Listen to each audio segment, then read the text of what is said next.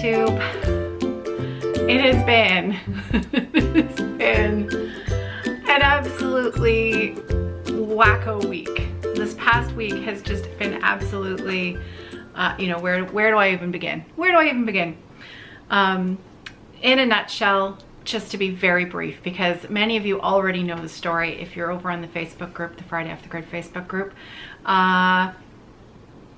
So, long story short, last Friday, so a week and a half ago, when I went to the retreat, the small retreat at the Elmhurst, my gallbladder started acting up again. But you know, retreat food isn't known to be particularly low fat. So, you know, I just kind of dealt with it. I probably could have eaten a little bit better than I did, but you know, you live with your choices, right? So I just kind of put up with it. I had some medication that I could take to try, but it didn't really work. Anyways, so I didn't think much of it other than just getting through it.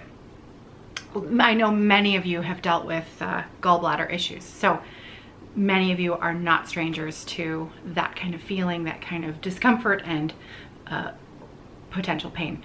But you know, once I got home and back to my regular routine, the attacks continued and changed in that they shortened in duration but became much more painful. So Thursday night, I almost went into Emerge, but then it passed. And so, you know, my mother was an emergency room nurse for her career, most of her career until later on. And so, you know, my mom's gonna listen to this and she'll think this is funny, but you know, unless you were really sick, you didn't go to the emergency department. So it's not something to be taken lightly, because you know, that should be reserved for people who really need it. But Thursday night I'm thinking I'm gonna have to go in, and then Friday I thought, you know, I have to do something. So I told you this was gonna be long story short, didn't I? And here I am. So I took myself to the emergency department because I have an appointment with a HEPA something surgeon. I should know the name of the type of surgeon that I'm seeing, but I don't. Anyways, that appointment wasn't until the end of April. And so I called their office and they said, if you're having attacks every day, just go to the emergency department and they'll triage you. Our emergency system is what's known as a triage system, which means the sickest people are seen first. So when I went in on Friday, you know, the triage nurse, you register and you go in to see a triage nurse, and the triage nurse, you know, does a brief exam, takes all of your vital statistics, finds out the problem, determines your sort of level of discomfort, pain, you know, where your problems are, and then determines, you know, basically how sick you are. And then, you know, if someone else comes in after you who is more sick than you or is in a more desperate situation than you, you get bumped down the list, and the person who's more sick than you is seen first, which, you know, it's kind of the way it should be, right? So basically, when you go to the emergency department in Canada, and some hospitals seem to have a longer wait time than others, it can depend on, you know, it can depend on a variety of factors. You really never know how long your wait time is going to be. So you go prepared to wait. And really, you don't want to be first, because if you're first in the triage emergency system, it means that you're really sick, unless the emergency department is really quiet and you're lucky enough to get in fast. So there were some people who came in after me who really needed help. And so I just got bumped because the triage nurse asked me, are you in pain? I wasn't in any pain because I hadn't eaten anything. I hadn't eaten anything at all except I had drunk a glass of water that morning, and that was it. So I wasn't experiencing any discomfort or pain. So my priority level was really low in the emergency department. So I had a nice long wait. However, if there's one thing that crafters are very good at, it's waiting. So the upshot to that very long story that I told you was going to be short, but it really wasn't, is that I'm fine in a life-threatening situation kind of way. I have a this was funny. Oh, I have to tell you this story because this was quite funny actually. The hospital that's closest to us that has an emergency department is the University Hospital, attached to the University of Western Ontario, which is where I went to university, and my husband went to university there as well. And they have an excellent teaching hospital, and as well as, you know, it's a huge, massive hospital, but of course, because it's a university, there's a teaching hospital there as well. And so when I was finally taken in, and I was in the waiting room for about 5.5 hours, happily knitting away, that's always a bit of a gift, isn't it? I mean, we're really good at waiting. Really good at waiting. John's like, aren't you going bananas? I'm like, no, I'm actually quite happy here. Other than the fact that you're sitting in a room full of quite sick people and you're thinking, what am I taking home with me that I didn't come in here with? So other than that, I'm happy to wait. So my real doctor, in the end, made a phone call to the surgeon's office, and they have bumped up my appointment from the end of April to March 19th. And that is a consult appointment with the surgeon. So if he's gonna take it out, I don't know. John said that I should eat some bacon about 2 hours before I go into the appointment. He's naughty, really naughty. So now I just have to wait a couple more days and find out if I caught, you know, some other kind of flu or virus or something. Anyway, my name is Caroline. Welcome. I'm a good 10, 12, 15 minutes in and haven't even introduced myself. My name is Caroline. I'm glad you're here. This is a channel about cross stitching, and today actually there's going to be some more knitting thrown in today because I wanted to share a little finish I had last week. I kind of popped it into the end of last Monday's video, but I wanted to have my full, you know, raw moment on that finish.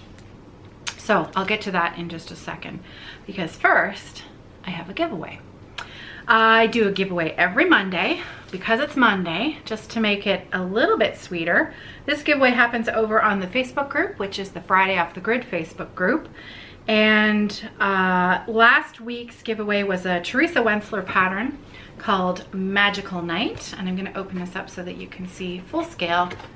That's actually the pattern.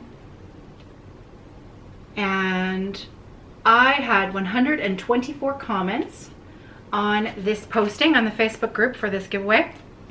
The random number generator this morning chose comment 120. So, you know, always, it never hurts to enter, even if you're like kind of last minute.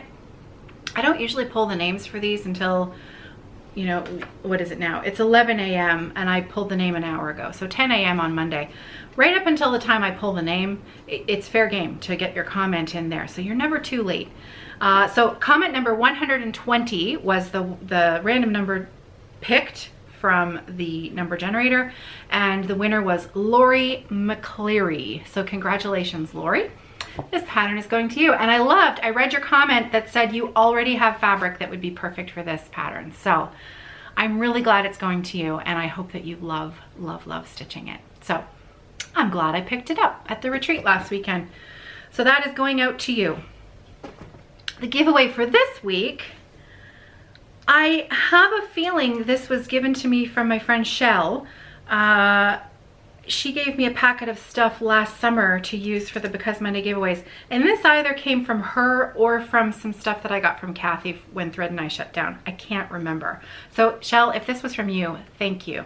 This is really, really cute. This is a Lizzie Kate.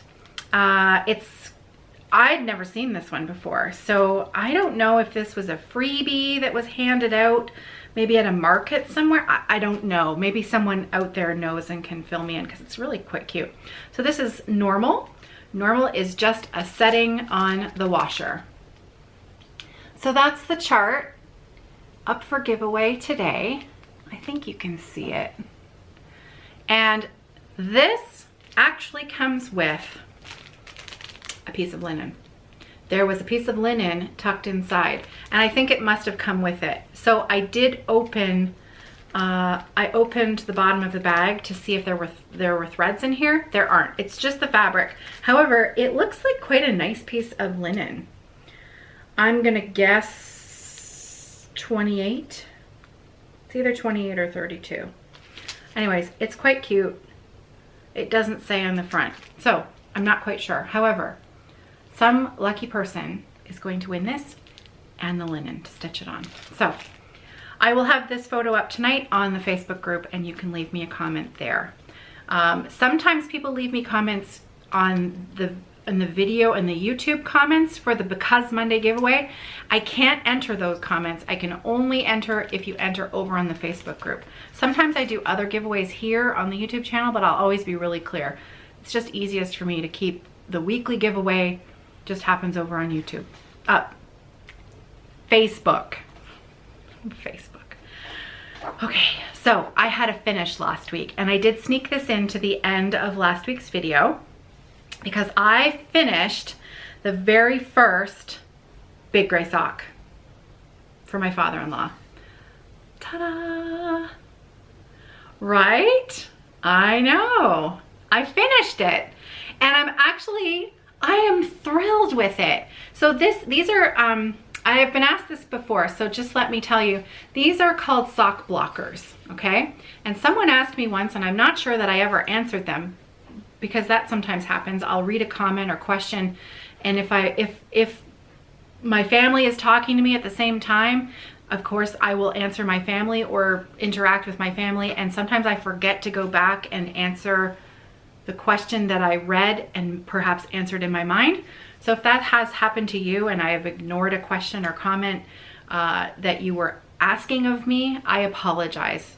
I am sorry. I do my best. Anyways, someone asked me about the sock blockers as to whether or not they were necessary when you were knitting socks, and absolutely no, they are not necessary. I love them because they make the finished sock look pretty for me to share with you.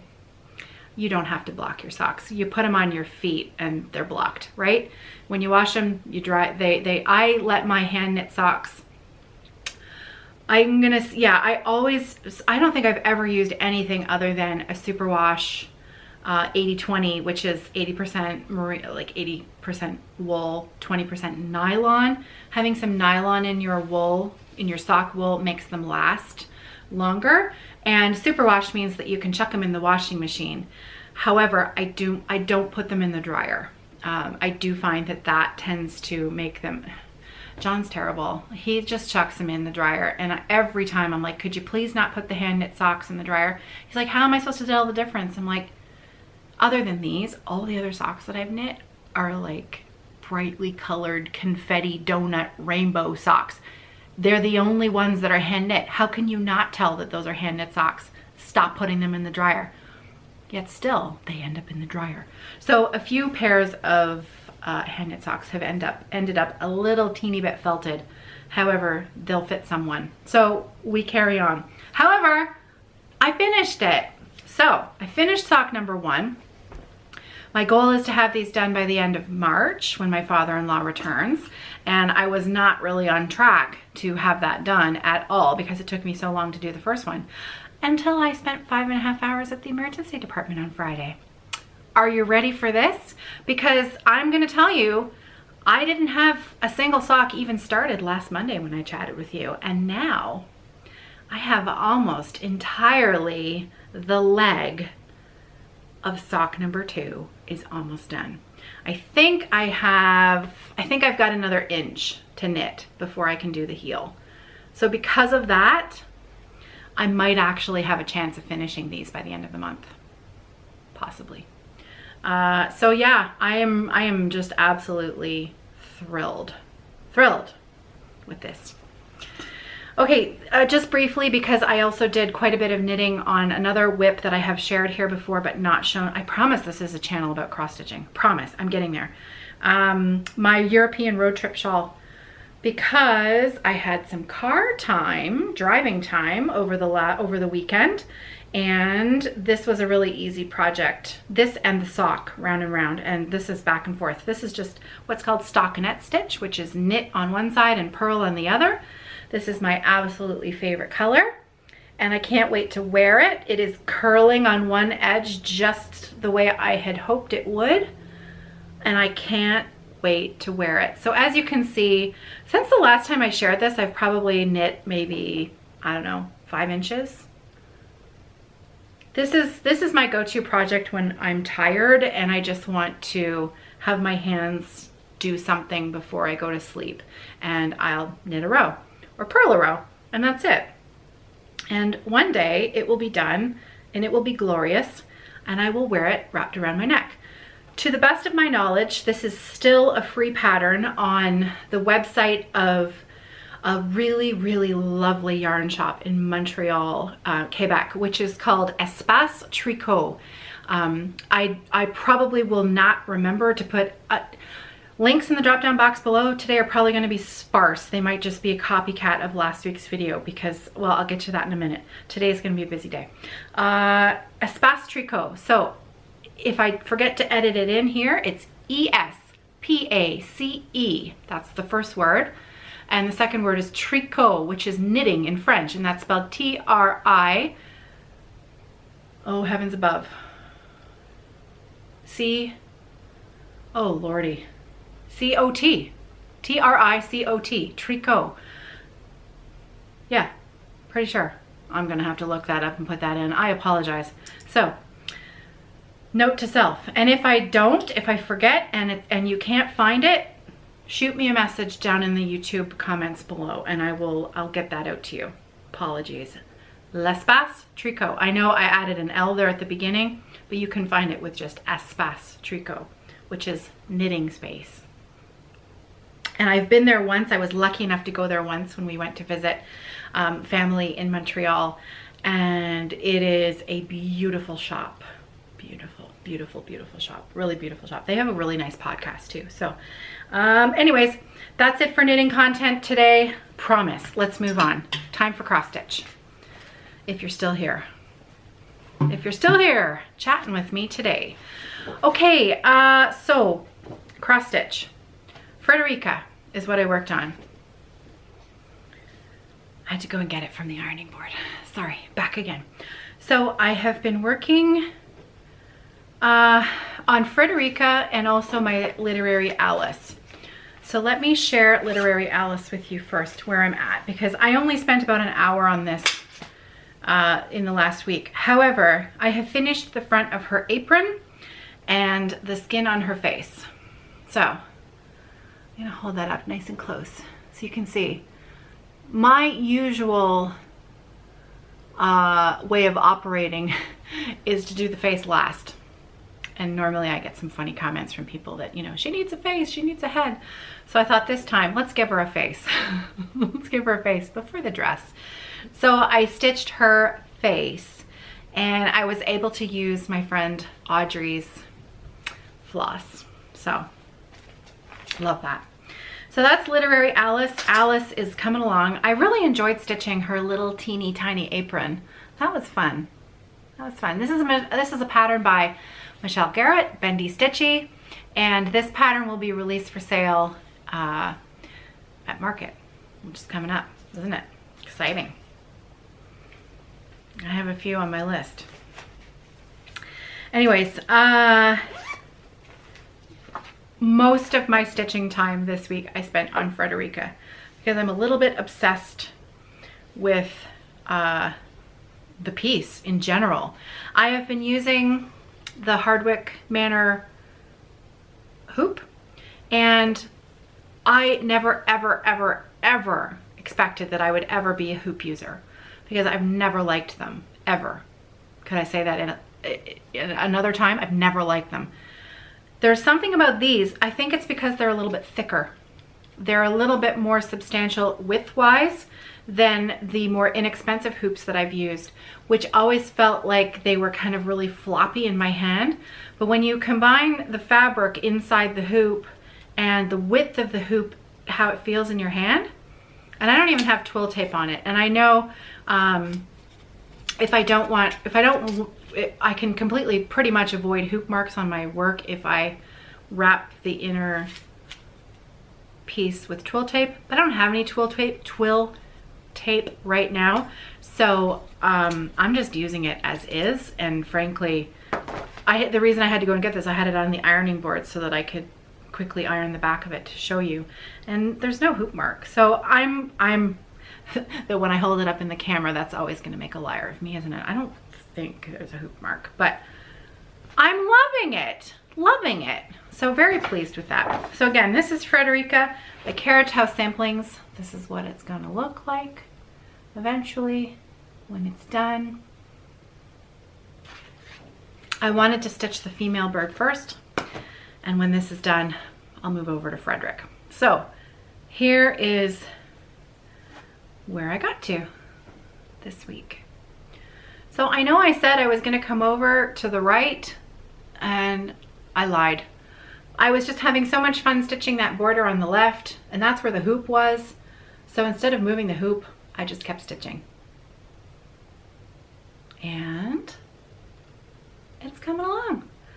So, you know, not a ton of progress, but it's been kind of a crazy week. So I did my best, but I am loving this. And so I'm gonna probably try to finish the border, and then I'm gonna try to finish the leaves and the stem on this flower and this corner here, and then I will probably put it away and get to my next 24-hour rotation, because I'm already past 24 hours on this one, and I know I said I was going to do it for another 24, but I'm thinking that might be a little bit long because I really want to get to something else. But I'm loving stitching this. Reminds me of a comment that I had, and I am really sorry I can't remember your name, and this is exactly one of those situations where I read the comment and I was like, holy cow, and then it was either John or Nicholas said something, and it was something that I had to deal with, and so in my head I had a conversation with you. We had a whole conversation, and I was totally commiserating with you. So let me share your story, even though I can't remember your name. I'm so sorry. But there was a lady who, I think she started this 2 years ago when I first shared this project, and she stitched it, and I believe she is either completed the other one or I can't exactly remember the story, but in a nutshell, her piece, she was going to frame it, and when she was stretching it, she didn't realize that she had black ink on her hands. I know, I just heard you gasp, because I gasped, and it ended up all over her project, and she couldn't get it out. I know, right? I mean, it kind of stops your heart a little bit, doesn't it? But she said she's stitching it again. So she said she's stitching it along with me again. And to the lady who ruined your first project with ink on your hands, my heart goes out to you, and I'm so glad that you loved it enough to stitch it again. Because isn't it great? I mean, it's such a great project. It really is. I had another email from another lady who, again, I apologize, I cannot remember your name, but her question was actually very, very interesting. So I thought I would bring it up because for new stitchers or people who are just looking at these patterns for the first time or have never come across this situation before, it's actually a really fascinating discussion that we had through email. And so this lady purchased Frederik and Frederika and was kitting them up. And I think she's a fairly new stitcher. So she was already feeling a little bit like this was going to be something that was a challenging project, but she was up to it. She loved the designs. But when she was kitting them up, the symbols from Frederika and Frederik, the symbols were the same, but the DMC color numbers were different. So for example, and I don't have the patterns in front of me, so I'm just kind of spitballing here, but let's say the browns or the reds.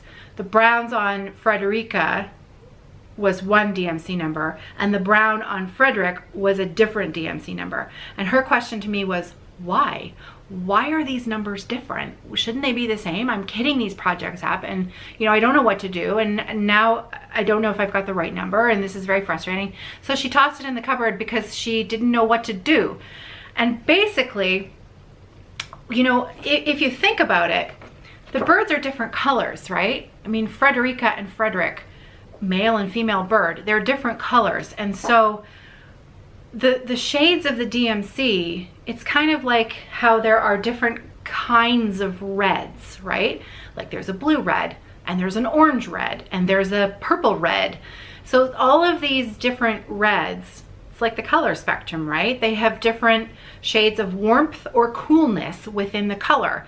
And so when a designer is charting something like this, excuse me, perhaps the bird needs a warm red instead of a cool red, but the other bird has different shades of red or brown in it, and so those DMC colors maybe need to be warmer or cooler. So even though they're a pair, even though they're a matched pair, and even though the designer has used the same symbol for a brown, they're going to want the shade of brown that suits the pattern, the individual pattern as a whole.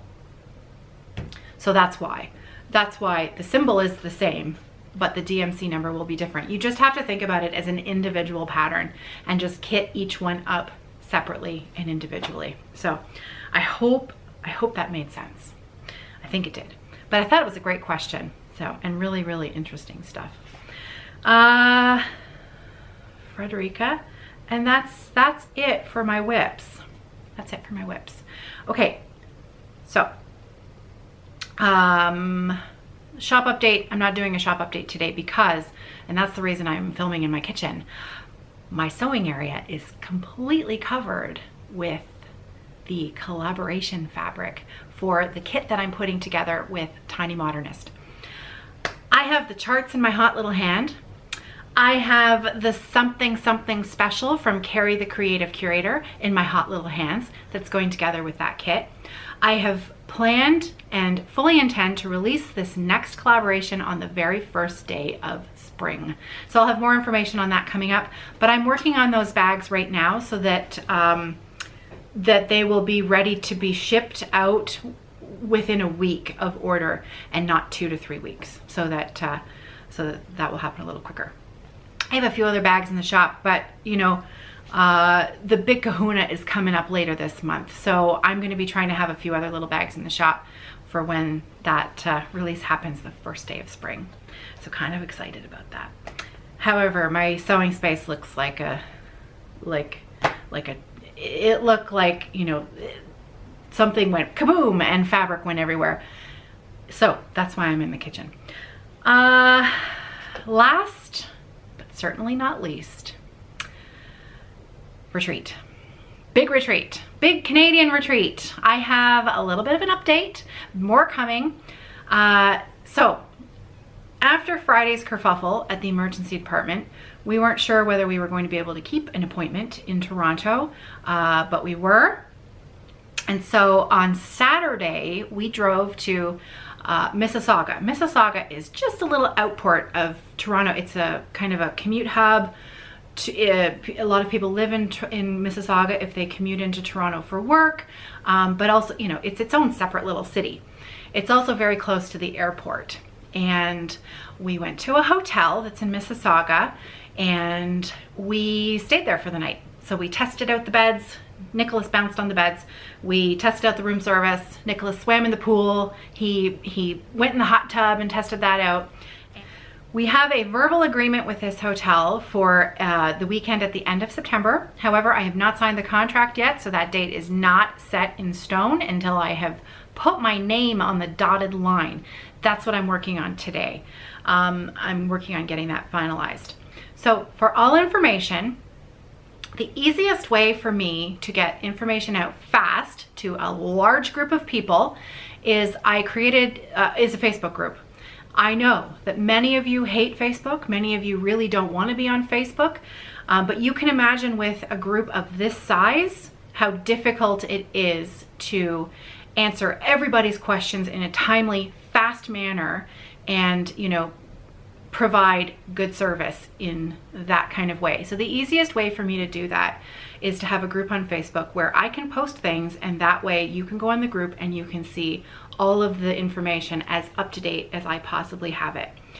If you really don't want to be on Facebook and you really can't be on Facebook, please email me, caroline@evertote.com, and I will do my very, very, very best to email you as quickly as I can.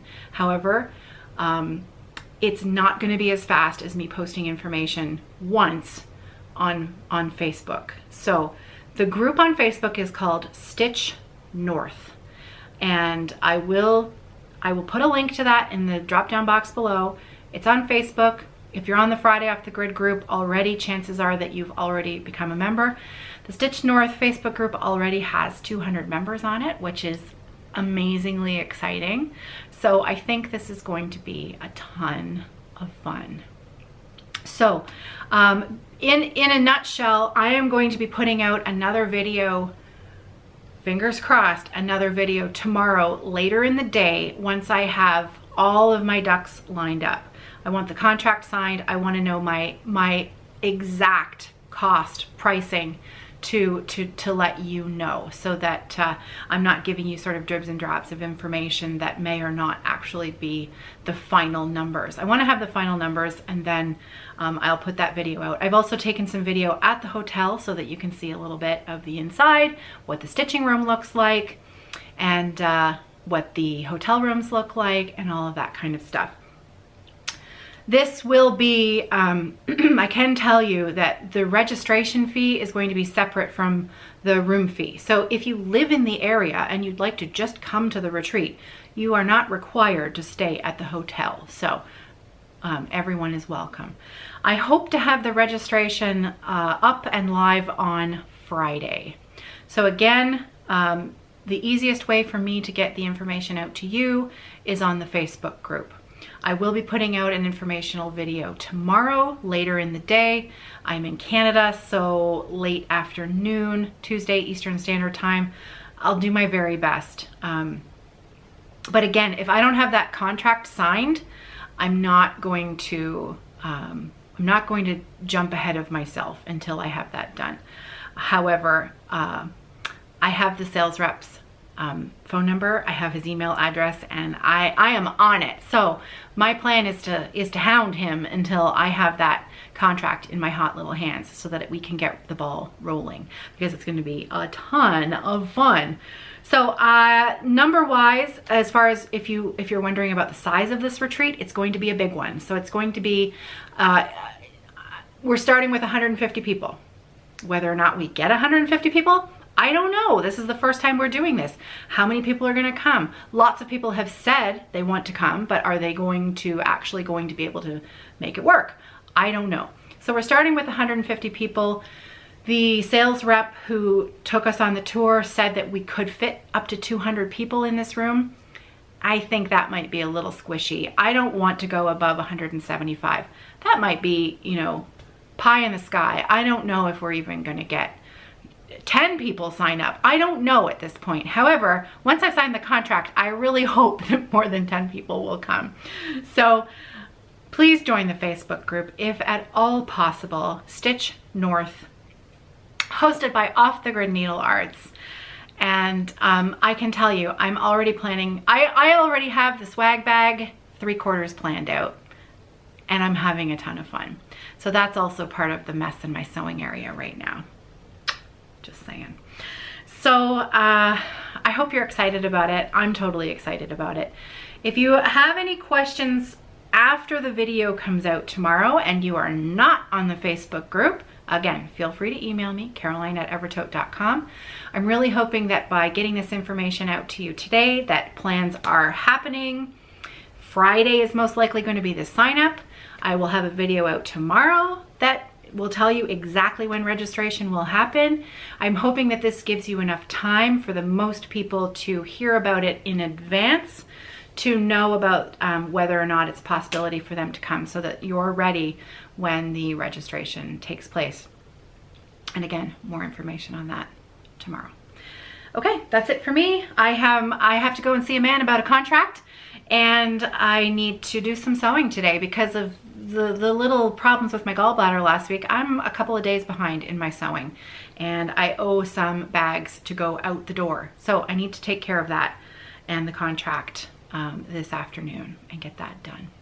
So those are the plans for me today. What about you? What are you up to? Are you stitching? Probably.